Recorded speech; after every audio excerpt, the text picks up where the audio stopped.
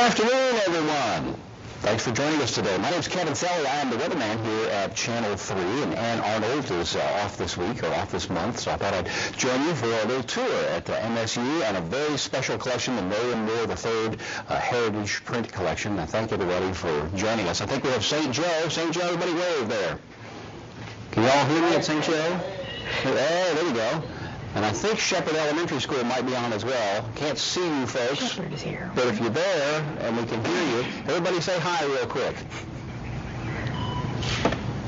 We'll see if we can get them. All right, very good. We'll see if we can get everybody connected here as we go. Well, today we're taking a trip to Midwestern State University, and as I mentioned, the Nolan III Special Collections Library. I'm really looking forward to this. We're going to give you a little background on the very impressive collection of books and other printed material. And joining us now from MSU is Stacy Johnson, the Special Collections Assistant at the library. Hi, Stacy. How you doing? Hi, Kevin. How you doing today? I am very well. Thanks so much for doing this. I'm really looking forward to it. How long have you been at MSU? Well, this is my second year here at the collection. I'm also a graduate student at the Library Science program at University of North Texas. So I've been here about 2 years. Very good. Now, I know you're going to show us a lot of things, but before we start, I want to know, of the things that you're going to show us, which one is your personal favorite so we can be on the lookout for it, and why? Right here is all viewable.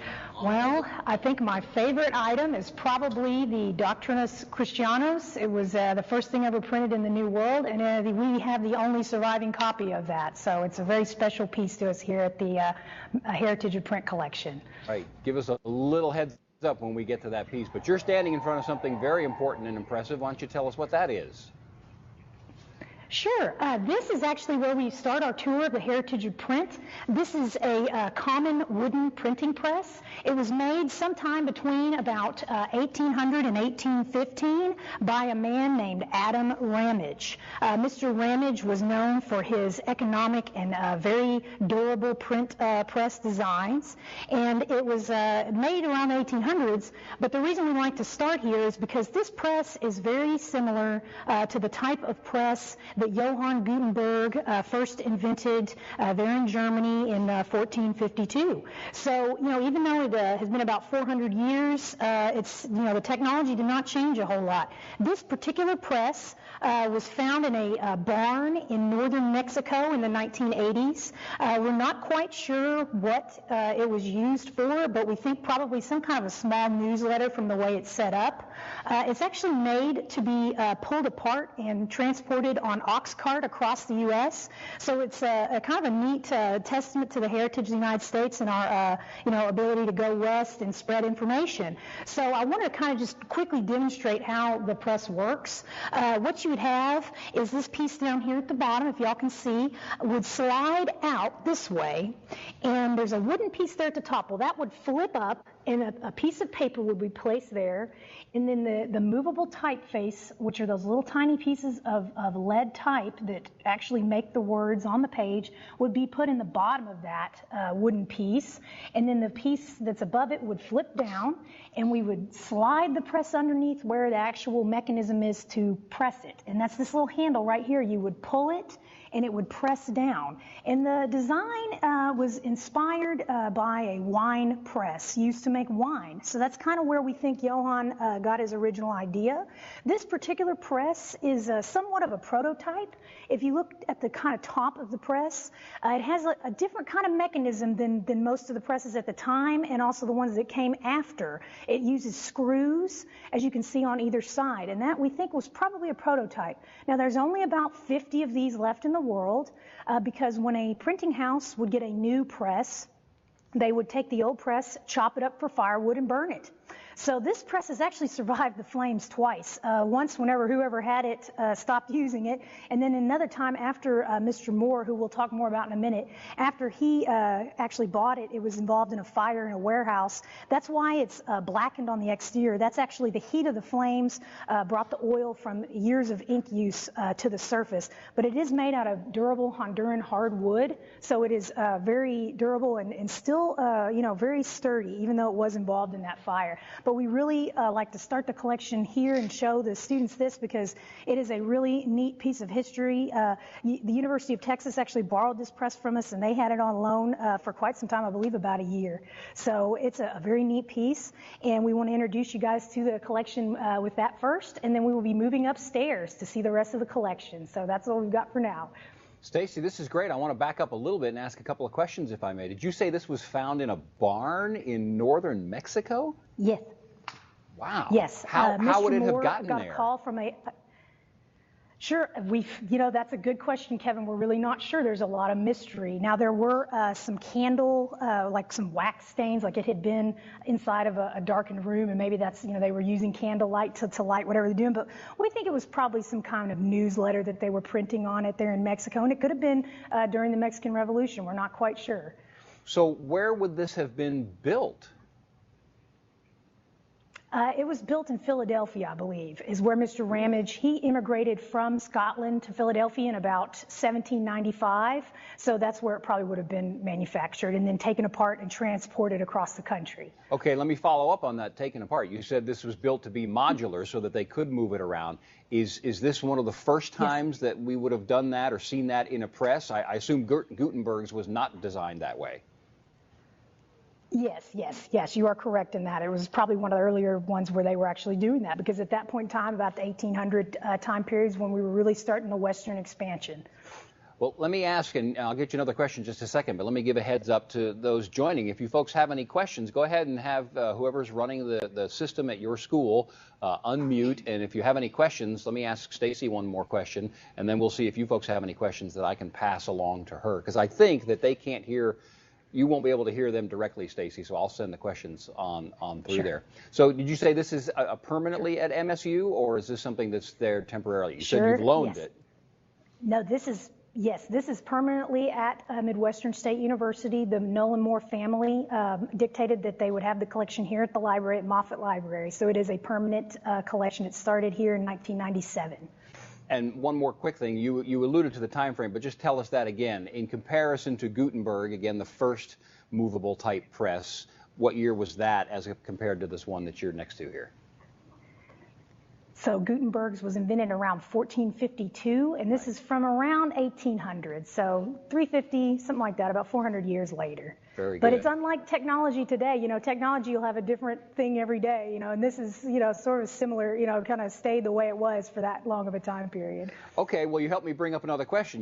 Today we get on our phones or our computers and we type and it's there. Can you give us some sense of, even just a page, how long would it have taken for a print operator, to set up the big plate that has all the letters on it in the right space and then print out a page?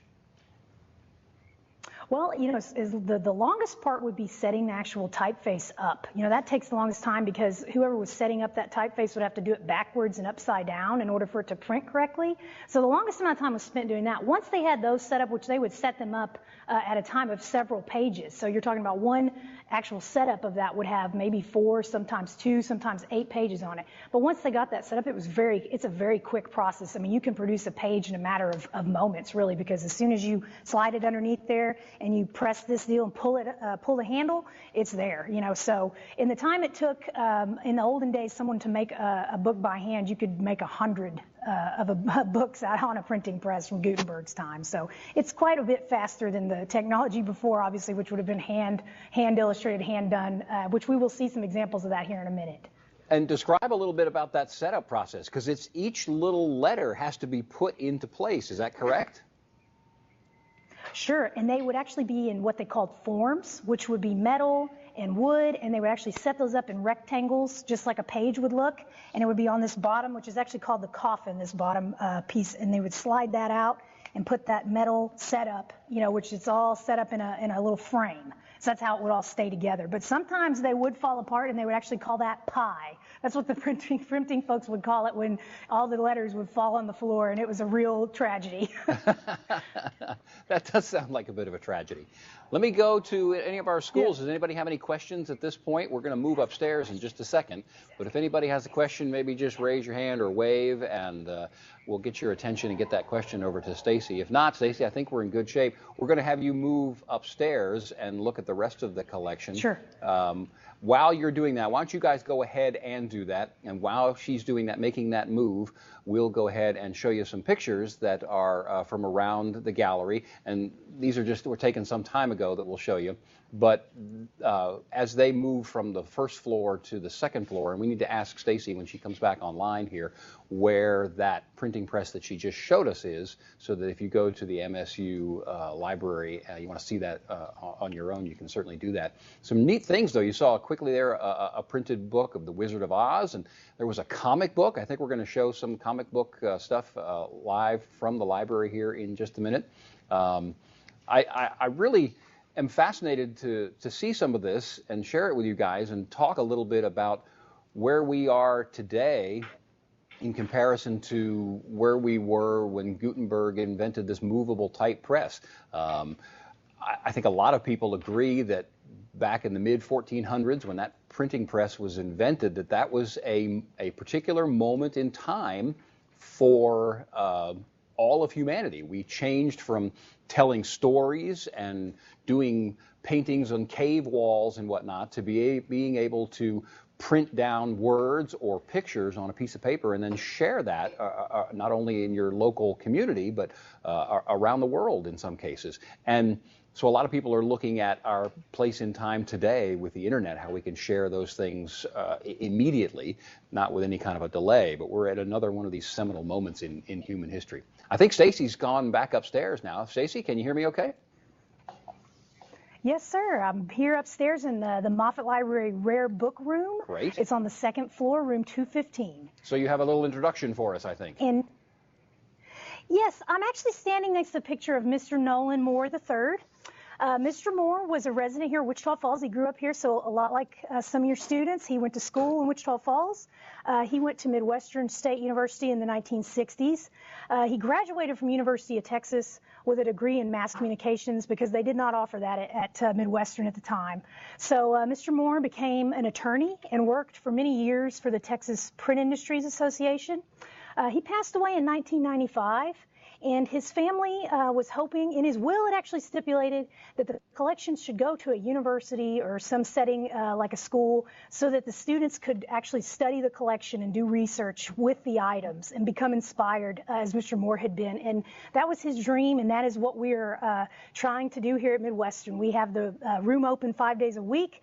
We have appointments for people if they'd like to come in and see some of the items in the collection. We can pull them out, let you actually handle it, look at the things up close. So we're trying to continue Mr. Moore's legacy through the collection. So we always like to stop and acknowledge Mr. Moore and his contribution to the history of print because his collection is quite amazing.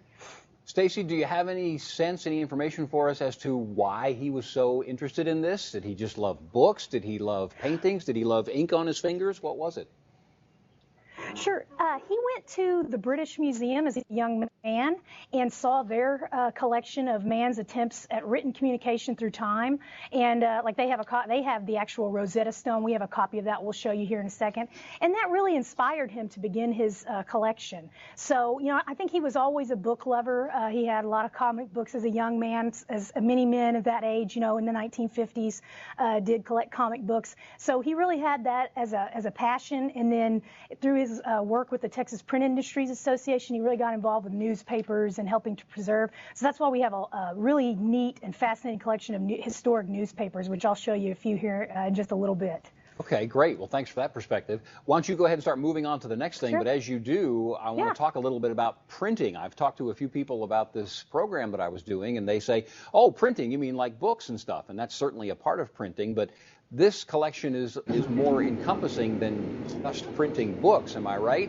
We're going to go back to printing pictures and even just drawing pictures, and I think you're going to show us an example of that. Prehistoric printing is not words on paper. Yeah, we like to tell the students that we're taking a trip back in time. So we're actually standing here in the corner of our rare book room. This is where we start the upstairs tour. This is our prehistoric case. We have an example here that we're going to close up on. This is actually a Sumerian clay tablet from about 2400 BC. The Sumerians, as you might know, invented writing as we know it. And then the Egyptians followed up closely after with Egyptian hieroglyphics. This particular clay tablet is very small. It's only about about an inch. If you can get my hand in there, you can see how tiny it is. It was actually a receipt for some gazelles for an offering at a temple. So, and what you'll find in ancient times, a lot of the writing that took place, I believe I read somewhere, 4/5 of the written items in prehistoric times or in the historic times were for managerial purposes, you know, receipts, inventory. And so, you know, it shows us that the early people really needed a way to remember what they had, to write down what had been given, you know, and so that's how it kind of evolved. So, you know, they started with these clay tablets, and then we start moving into Egyptian hieroglyphics. We have an example here. It's actually a Greek codex of laws, so it's a little bit later on, but it's from 300 AD. And as you guys are looking at all these items, the date that you see on the card is the actual date of the items. So we do have some items in here that are really old. So these are, you know, just kind of prehistoric history type things that, you know, are man's early attempts to write and communicate with one another. Talk a little bit more about this, really what is a pivotal moment in time in our history, because these things represent the moments where we went from basically what everybody knows is the game telephone, right, where you tell somebody something and then they tell somebody else and it goes down the line and it changes a little bit as you go. You get to the end of the telephone game and it may be a vastly different story. But this represents moving from that to really recording facts in some way that wouldn't change. Sure, and then, you know, you talk about communication, you have a sender, you have a receiver, and you have the message. And so when writing developed, it was the first time that the message could be removed from both the sender and the receiver. So someone would write something down, and you could, you know, pass that along to an individual who was removed from you. And so that was kind of the impetus. Another thing is, you know, the necessity is the mother of invention. It's a great quote, and it's the truth. I mean, they needed a way to keep track, especially in Sumeria, with a lot of codes of laws and that type of thing that they had there, had to keep track of people's laws, people's, you know, taxes, things of that nature. So it's administrative and that type of thing, and that's really where the need came in, and that's why we have writing today.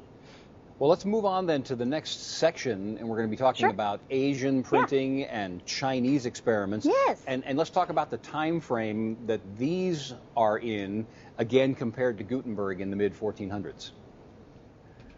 Okay, so the Chinese experimented with movable type long before Gutenberg. These items around 983 AD, so we're talking about around the year 1000, which would have been 400 years before Gutenberg. We had these, you know, blocks that were actually Buddhist canon. And what these were for was not necessarily wide mass reproduction. They were actually to do exactly, it's kind of what you touched on. They wanted to copy the Buddhist text exactly as they were. And so that's why they would put them on these blocks, and they would use paper and print off whatever was on the relief. And at the bottom of this case, you'll see we have a copy of what it would look like, you know, in an item that would have been run off of these blocks. So in 983, they were experimenting with movable type, experimenting with these types of things. Now, if you guys you know, are familiar with the Chinese, they have about 30,000 characters in their alphabet. So creating a little individual piece of type for 30,000 characters obviously is a pretty big undertaking, and ended up really kind of stymieing the Chinese efforts at movable typeface. They abandoned the concept because it was just unfeasible to have that many characters represented. Now, when Gutenberg was working later with the actual, you know, Latin alphabet with 24 letters, it was a lot easier to make, you know, just 24 little characters, so it worked out. But we do believe that stories, say, from explorers like Marco Polo, who went to the Far East, they came back, and we think that might have helped influence Mr. Gutenberg in his designs, because he had probably heard something of these type of printing, you know, types of behaviors. Okay, so clarify for me. The pieces that are more vertical, hanging on the wall there, that represents something that was printed by some process as opposed to a hand-drawn piece. Is that right? Right. That is exactly correct, Kevin. These items that you're seeing right now are pieces that were actually printed off. That is correct. Wow. Okay, as you start to move to the next thing, go ahead.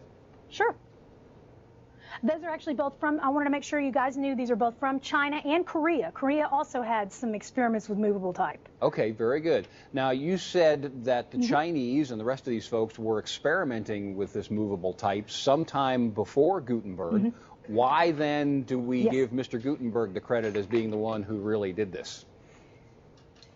Well, because Mr. Gutenberg was able to actually create a industry out of it, you know, had actual printing houses in Germany. they experimented with it, but they never really created and mass-produced. Like later on, we're going to talk about the Gutenberg Bible and how there were about 180 copies made. So, it was taken to a production level, if you will. Whereas with the Chinese, it was more of a prototype, a prototypical activity. They didn't really continue on to develop it fully into actually producing books. So that's interesting. That takes it from Steve Jobs and Steve Wozniak tinkering around in their garage to actually some sort of a market force or creating commerce with this. Is that right? Sure. Oh. Yes, and I will go into that here in a second when we talk about the illuminated manuscripts we have. Isn't that something? Yeah, please go on to that's the next one. I don't know what an illuminated manuscript is. Well, illuminated manuscripts are hand-illustrated items. We're going to show you a couple of different examples from about the 1400s and 1500s in France. This particular piece we love to point out because it has a little dragon, if y'all see at the bottom, with a baby riding it. So it's very fanciful. These were hand-done, hand-illustrated by monks in scriptoriums. So there would have a person standing at a lectern who would say the scripture out loud, and then you would have everyone sitting in a vow of silence copying what they were saying. So these are all hand done, and they're also hand illustrated and hand painted. So these items were really for noble people, for very wealthy people to use as religious icons. They would use them as the way to count the calendar, the religious calendar, feast days, and basically a way to just, show their faith by having these beautiful books that they could bring out of their dress pocket. They could look at the book, they could open it in their hands, kiss the book as they were saying their prayers, and they're very meaningful to these people. So these were very high-end items. You're talking about like the Mercedes of printed materials. They were also, what we always like to emphasize, these are made on what is called vellum, which is animal skin. So they're very durable. And so these pieces, like I said, are from the 1400s, the 1500s, but they look almost as if they were made yesterday. They are in such wonderful shape. So that kind of gives a testament to the strength and durability of vellum. So that's kind of the beginnings. This was in the 1500s. So you're saying, this is around the same time as Gutenberg. So, this is kind of where Gutenberg, we can see he was trying to compete with these items. He was trying to make books that were as beautiful as these hand-illustrated and, handwritten books were. So that's kind of where that started. And so let me clarify this. These pieces, in this case, are hand-printed as opposed to some mechanical process. Yes, these are all hand-illustrated, handwritten. So these were the kind of things that were, just like I said, for noble people. You wouldn't have this just out anywhere. This would be something that was a very special item. And I may be jumping ahead with this next question, but these are so pretty, and maybe you're going to get to this at some point, but we see a lot of color in here, and obviously hand-done, yes. We can pick up a different brush or a different pen or whatever they're using. Well, actually, that's a good question. What are the tools, this one that we're looking at right now, the big one on the wall, what are the tools that were used to print it? Was it a brush or a pen or everything? What? Yes, brush and pen. That would quill. You think quill and that type of stuff. But yeah, for the coloring, I believe it would be brushes. Right. And so, is it appropriate to ask now, when do we get into mechanical printing using colors, or is that coming down the road here? Well, that'll be a little bit further down the road. Okay. Well, then let's move on to the next thing. While you're doing that, I'm going to ask all of our kids, anybody listening, have any questions, just wave your hand, and we're happy to pass those along to Stacy. I kind of want to show. Pretty interesting stuff, though, right? Everybody wave both hands if you agree this is pretty interesting stuff. And you have to do it anyway because it is pretty interesting. Or watch it. Okay. I think this is neat. All right, Stacy, I think you're ready for the next section, right? Yes. Okay, let's go. Okay, so now we're standing here at the beginning. Okay, we're standing at the beginnings of mechanical print. So these pieces that are in the corner here are actual pages from a Gutenberg Bible. So there were about 180 Gutenberg Bibles produced. Of those 180, about 43 remain intact today. The rest were broken up, and those pages were sold individually. So that's why we have 2 pages that are out of the Gutenberg Bible. This is actually the passage that talks about David and Goliath. So it's a really meaningful, neat passage. So they would be printed, and then they would actually be colored by hand later. So the printing would occur and would be black and white, and then the person who purchased the volume or the book or the Bible would take it and give it to someone to go ahead and illustrate, color for them. So, it's kind of like a coloring book. Now, I don't know if you remember, but I told you about my favorite piece, which is actually in the top corner here. This is the Christian Doctrine. It was printed in about 1545 by a man named Juan Pablos, and it was the first item ever published in the New World. So this was in Mexico City. The Catholic Church was looking for a way to help convert the natives to Catholicism. So the Pope asked if they would produce a book, and so that's this book. We have the title page, which is the most sought-after page because it shows the Pope's insignia at the time, his tassels, and that little picture that you see kind of depicts him. So the reason I really like this piece is because this is the only example of this left in the world. There was another copy in Seville, and it disappeared. So MSU is the proud home to the first item ever printed in the New World and the only copy of it left in existence. So we love to emphasize that. And then the other thing in this case that we like to talk to people about is the Nuremberg Chronicle. This was actually the first encyclopedia ever made. It was printed in about 1493 in Germany by a man named Anton Koberger, who was a very famous printer. They would produce this book. It has woodcut illustrations, as you can see, all of these, and it has lots of maps, histories of families, family trees. It's elaborately illustrated, and all of these illustrations are what is called woodcut. So they're made out of wood. They're actually blocks, and they're carved, and they would be placed on the printing press along with the movable type so that you would be able to print off a picture. And so these would actually, like I was touching on earlier, would come out in black and white, and you would buy this volume, and you would pay someone else to color it. So I like to tell our students it's the world's most expensive coloring book ever made. And what's really fascinating about the Nuremberg Chronicle is the fact that it was printed in 1493, which, if you guys probably know your history, was about 1 year after Columbus discovered the New World. So a lot of the ideas encased in this volume are still medieval ideas of the world. I will show you a map on the other side that's one of our world discovery maps out of the Nuremberg Chronicle that shows what people thought was in the New World, and you guys are going to get a real kick here in a minute out of some of the stuff that's in there because it's pretty freaky. So we like to tell people, this is kind of the beginnings of the modern era. 1493 and later is when we have the New World discovery. So it's the end of the medieval times and the thought processes from them, the beginnings, really Renaissance and that type of stuff. So that's in that case we love to show. And then we also want to kind of move a little bit further along in time and talk about some of our Bibles. We have a large collection, extensive collection of Bibles.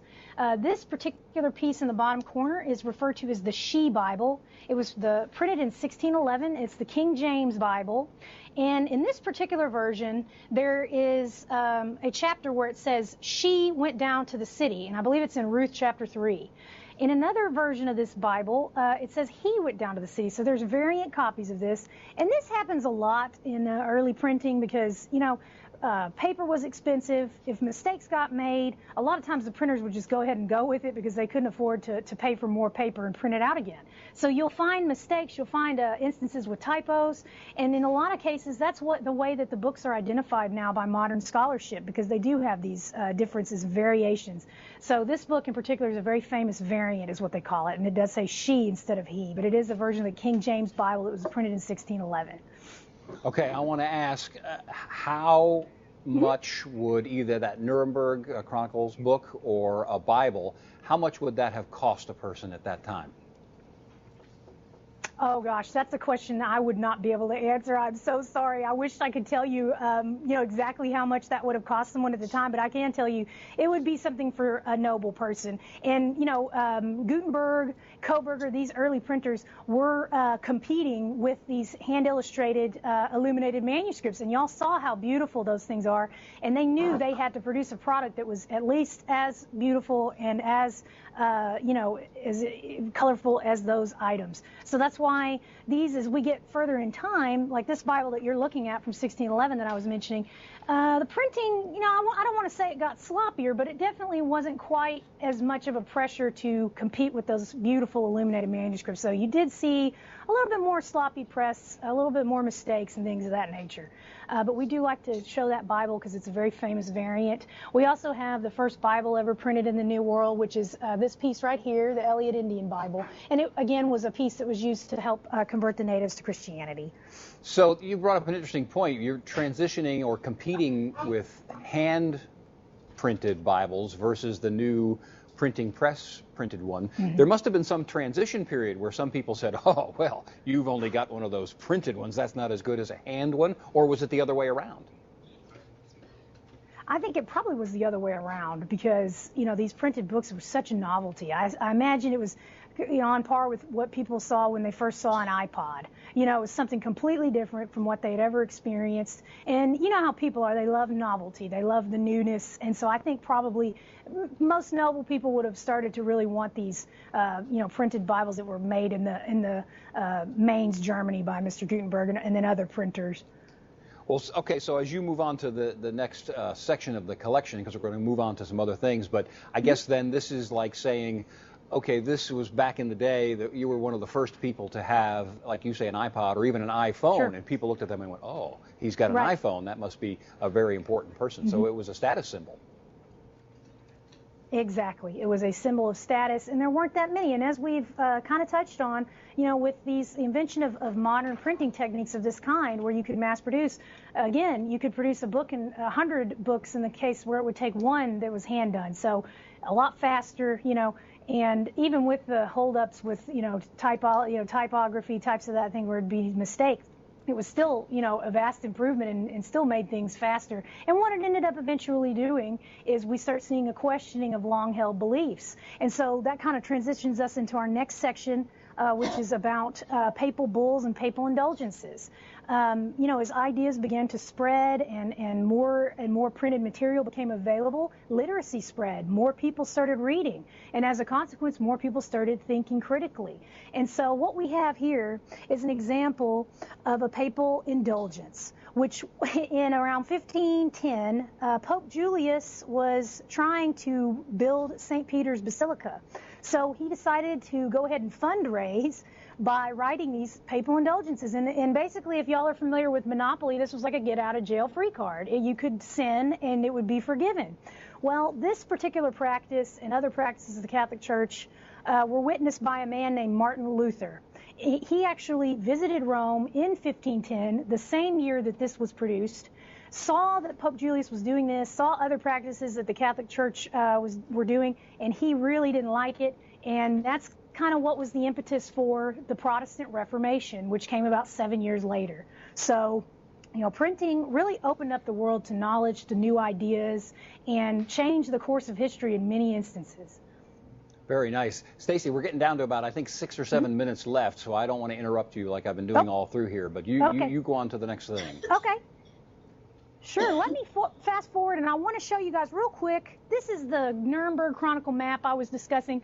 We love to point out the imaginative, the winds that are like biblical winds, and we also like to show these examples of what they thought people looked like. You've got a bird man and a guy with, a big foot that looks odd, and somebody with, just very strange. And so that was kind of, you were talking about telephone game. I kind of think that is where we get these ideas. People heard something or they maybe saw something and then, said, oh, there are bird people in America. So it really spread some interesting ideas. Some of those pictures Since remind me a little bit. Time, I do want to. Some of those pictures reminded me a little bit about where the wild things are, maybe. Some inspiration from there. Sure, exactly. Yeah. How about some of the fun stuff? So we have a lot of just... Yeah, how about some of the comic books or the children's books? Sure. Yeah, that'd be fun. Yeah, let me show you guys a few items over here in our collection. Of course, we have the first newspaper ever published, the first newspaper ever published in America. Those are two things y'all are looking at right there. We've got some examples of Poor Richard's Almanac from Benjamin Franklin, very famous printer in the New World during the Revolutionary times, and thinker, kind of influenced the Revolution. So we have that, and then on our other side here, I want to take you guys around and show you guys some comic books. So we're kind of moving into the modern era. You'll see a lot of color. This is actually an original of Action Comics number 23. That's the Superman comic, if you guys are familiar with that. And it is the first appearance of Mr. Lex Luthor, who was, featured in the original Superman movie, played by Gene Hackman. And then it is also the first edition where they refer to the paper as the Daily Planet. So it's a very special edition of that comic. We also have a very famous comic, What If Someone Else Besides Spider-Man Had Been Bitten by a Radioactive Spider? That's over here. A very neat comic, and we have some original art out of that. And so we've got some very beautiful, colorful items in here for comic books. Mr. Moore collected quite a few comic books, and they are really fascinating. We actually have the first comic ever printed as well in a newspaper. It was from 1896. I actually have it over here on the corner of the display. It's hard to kind of see, but this is called The Yellow Kid. And this was like the first example of a comic book in a newspaper. So this is a very neat item from about 1896, pretty old. So that's a really cool thing to have a newspaper from that long ago, because most of the time they don't really last. Wow, it's just beautiful stuff, and the colors and the style of those comic books is really neat. Let's go to the schools again. Anybody who has a question locally there, just go ahead and unmute, and then if you have a question, you can wave or you can just shout out, and we'll try and pass those along to Stacy. I'll give you a minute in case anybody has one. Just go ahead and start.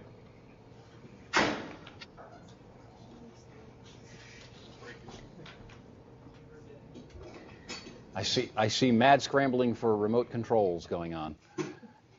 Quick, unmute, mute. Wait, which is the mute button? Yes, go for it. Who's this? This is Amy Hughes from Wichita Falls High School, and Amy from Wichita Falls High School. Yes. I'm going to be act as the translator, Amy, between you and Stacy, so I'll do it in little sections here. Great, thank you. Unfortunately, we missed a few minutes because of a power outage. Can you describe to us where this museum is, where we're seeing this from?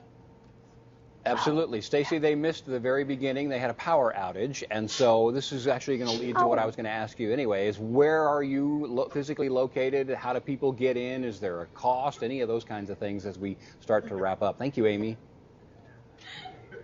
Sure. The collection is the Nolan Moore III Heritage of Print Collection. It's located in Moffett Library. Now, the printing press that we started out at is downstairs in a leisure reading area on the first floor of Moffett Library. The rest of the collection is upstairs in the rare book room. The camera's going to look down on the actual printing press below us. So we're up in the rare book room. It's on the second floor. We are open to the public 5 days a week, Monday through Friday, generally 9 to 5. We do also open for tours on special occasions or for individual appointments. So if there's something that you've seen today that you really want to take a closer look at, you can go to our website, the Moffett Library homepage, and click on Special Collections and find our contact info. So that's where we're located, and it is free and open to the public. Great. Tell the hours again one more time. Generally, we're open 9 to 5, Monday through Friday. Okay. And there's a phone number. I have it, or do you want to give it?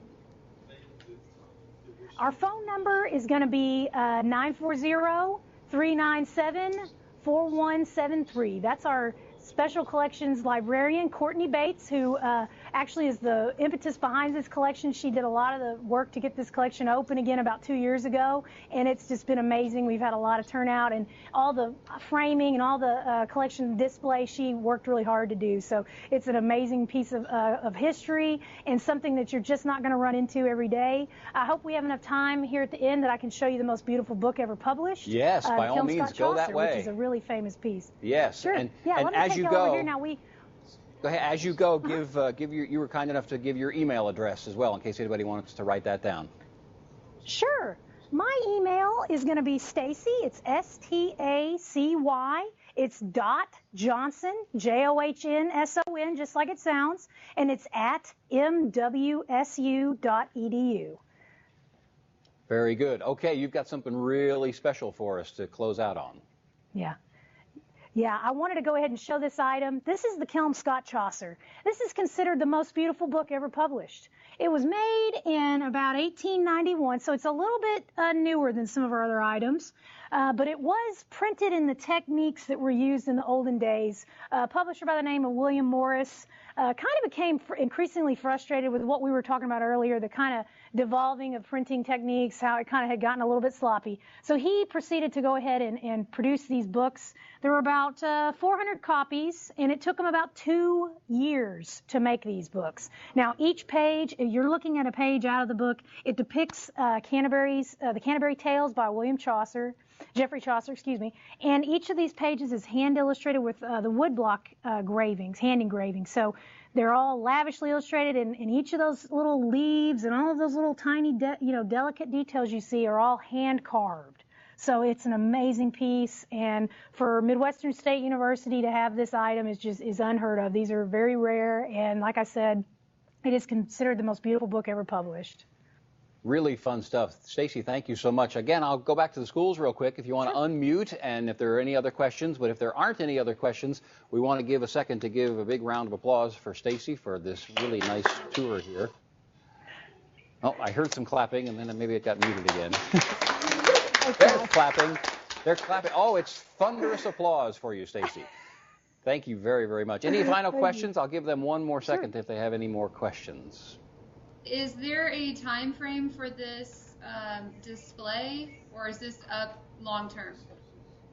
The time frame for the display, I think you said it's at least the majority of this is permanent, right, Stacy? It is all permanently housed here at Midwestern State University. We acquired the collection in 1997, and so we're about to celebrate the 20th anniversary here coming up in 2017. So yes, it is permanently housed here at Moffett Library, and that was kind of Nolan Moore's intention. He wanted students to be able to actually interact with his collection, look at these items, become as inspired as he was, you know, and really what we aim to do is open the collection up and let students do their scholarship, do research. We've actually had an art student do a project on the Kemp Scott Chaucer, so it's a really it's a unique opportunity for our students, both high school, college, you name it. I've actually had elementary school and junior high kids come in and do little projects, so it's something that, you know, it's for all ages, and it's a really neat collection and a neat opportunity to really get your hands on some history. Really is. Okay, one more chance for any other questions. Amy, anything else? We've been studying illuminated manuscripts in art history and now in studio art as well, so we just really appreciate you sharing these materials with us because we might be able to get up there and take a look at it firsthand, so thank you. Oh, thank you. Amy says that they've been studying illuminated manuscripts, and she thinks they're going to take an opportunity to come see you, Stacy, so that's great. And I think we have one other Just question. give us a call or email. Great. I think we had one other question. The other school, I see a hand going up, a hesitant hand. St. Joe. Yes, St. Joe. What type of paint was used for some of the older stuff? What type of paint used for some of the older printings, Stacy?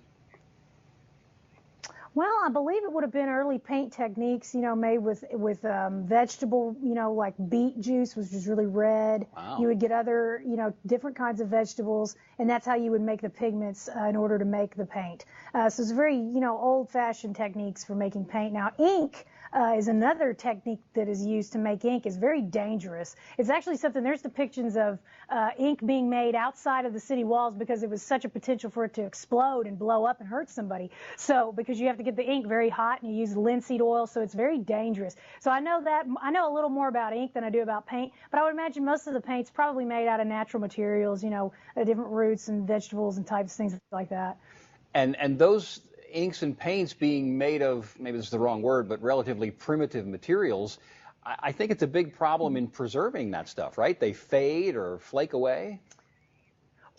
Well, it just depends on what you're actually putting the material on. So in the case of our illuminated manuscripts, those were done on vellum, which is, again, the animal skin, and it took the pigment very well. And so there's really no problem with that at all on that. Now, if you look at some, you know, older pieces of paper and items like that, you might find that, yes. But it just kind of depends on what the, you know, what the actual item is that it's being, you know, painted or put ink on. So it just depends. But yeah, with the vellum, it actually isn't an issue at all. These items that we have here are just, I mean, I hope you guys really do get to come take a look because they are in amazing shape. Very good. One last chance for any questions. You can shout them out. Shepard wanted to know. Shepard wants to know. How old was the Superman book? Oh, Shepard, question from Shepard Elementary. The date, how old is the Superman book? How old's the Superman? Do you know? Let me go. Let's go look. Hold on. We're going to have to do a little Oh, we got examining. time. I believe That's it's sure. the 30s. Everybody make a guess in your mind. What time? Stacy's guessing the 30s. That actually was 1940. 1940 for that one. Very good. All right. One last chance. Any other hands? Any other questions? Go ahead and shout them out. And I think we're about done. Stacy, we can't thank you enough. That was really interesting, a lot of fun, and I'm looking forward to coming and seeing it in person. We would love to have you, Kevin. Thank you so much for your time, and thank you, students, for your interest. We would love to see you up here anytime. Very good. Thanks again, Stacy. Well, on behalf of Region 9 and the Kemp Center and the Pre Foundation, we thank everybody for joining us, and we'll see you next time for another tour. Bye.